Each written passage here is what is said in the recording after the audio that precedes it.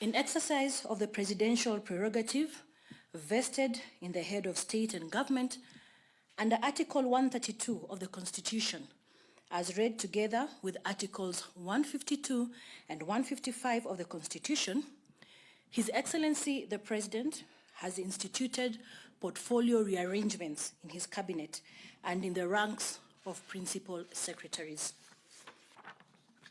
The presidential action promotes enhanced operational efficiency, institutionalizes the implementation of various ongoing groundbreaking reforms, better orients portfolio responsibilities with both national development plans as well as the needs of citizens, and introduces functional changes that shall make the relevant ministries and state departments more efficient and better able to deliver superlative services to the public. Therefore, the new portfolio responsibilities and changes made in the structure of government are as follows. 1. Transfer of functions and reconstitution of ministries. Pursuant to Article 132, Section 3B of the Constitution, the following reorganizations and transfers of functions are made. First department. The State Department for Arid and Semi-Arid Land has now been transferred to the Ministry of Public Service and Gender. 2.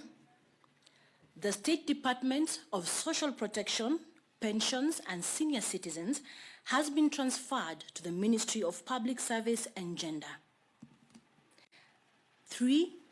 The State Department of Special Programs is transferred to the State Department of Social Protection, Pensions and Senior Citizens Affairs, and the department will hereby be renamed as the State Department for Social Protection, Senior Citizens Affairs and Special Programs. The Ministry of Devolution and the ASOLs, that is the Arid and Semi-Arid Land, is hereby reconstituted and renamed as the Ministry of Devolution. The Ministry of Public Service and Gender is hereby reconstituted and renamed as the Ministry of Public Service, Gender, Senior Citizens Affairs, and Special Programs.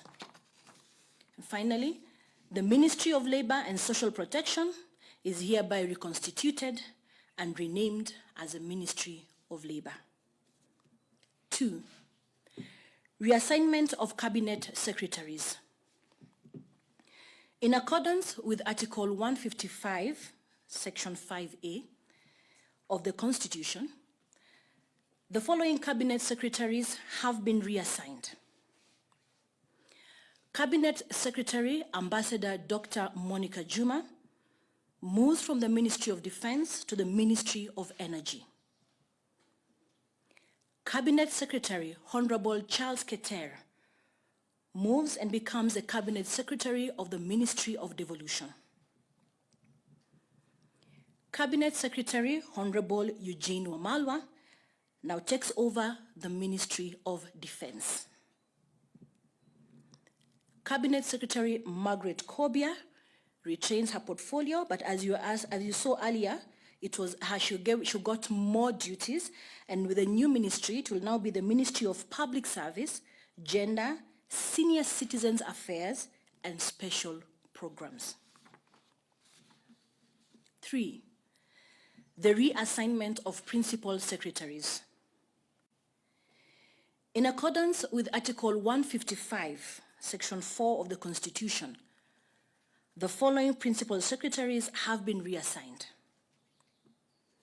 Principal Secretary Major General Retired Gordon O. Kihalangwa now becomes the Principal Secretary in the State Department of Energy. Dr. Engineer Joseph K. Njoroge now becomes the Principal Secretary of the State Department for Transport. Mr. Solomon Kitungo now becomes the Principal Secretary of the State Department of Public Works. Mr. Nelson Mara Sospita now becomes the Principal Secretary, State Department for Special Protection, Senior Citizens Affairs and Special Programs. Ladies and gentlemen, those changes take effect immediately.